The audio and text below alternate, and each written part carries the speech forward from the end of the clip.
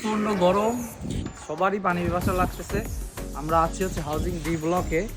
পিছনে যদি দেখাই, পিছনে হচ্ছে আমাদের খেলার মাঠ। আমরা ওখান থেকে খেলাধুলা করে এই কলে বেশিরভাগ সময় পানি খাই।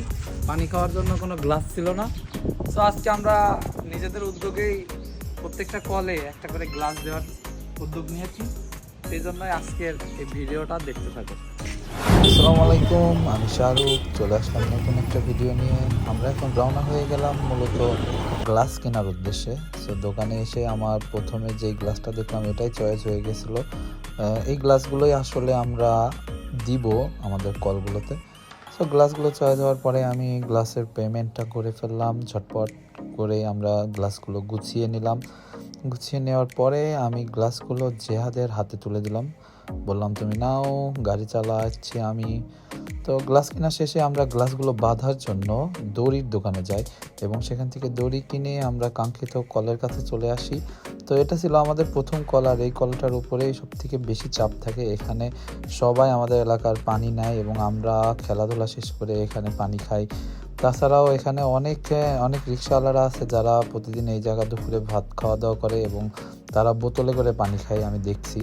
সো আমাদের কলে ওটা লাগানো শেষে প্রথমে জিহাদ শুরু করলো, বললো বিসমিল্লাহ করে আমি পানি খাই। তারপরে আমি একটু পানি খাইলাম, মুখে একটু পানি দিয়ে নিলাম। আসলে প্রচণ্ড গরম ছিল বাইরে, যে কারণে মানে খুব কষ্ট হচ্ছিল। তো তারপরে আমরা পরবর্তী কলে চলে যাই। পরবর্তী কলে বাঁধার পর জিয়াদ অনেক সাপোর্ট করছিল, আমার সাথে ছিল কৌশিক। তারপরে আমরা চলে আসি হাউজিং বড় মাঠে। বড় মাঠের এই কলটায় পানি উঠতেছিল না, তো বড় মাঠে দেওয়ার পরে আমরা চলে আসলাম হাউজিং প্রাইমারি স্কুলে। হাউজিং প্রাইমারি স্কুলে আসার পরে এখানে অনেক ছোট ছোট বাচ্চারা যারা পড়াশোনা করে এবং বিকালবেলা এই প্রাইমারি স্কুল মাঠেই এই আমাদের এলাকার ছেলেপেলে ক্রিকেট খেলে। তো এখানেও সবার পানির প্রয়োজন হয়, যেখানে কল থেকে পানি হাত দিয়ে খাওয়া একটু কষ্ট হয়ে যায়। তো আমরা লাগানোর সাথে সাথে গ্লাসের সাথে একটা করে আমাদের কুষ্টিয়া বিডি রাইডার্সের স্টিকার লাগাই দিচ্ছিলাম, যাতে মগটা দেখতেও আরও সুন্দর হচ্ছিল, আরও আমাদের বিডি রাইডার্সটা আরও একটু প্রমোশন হইলো আর কি।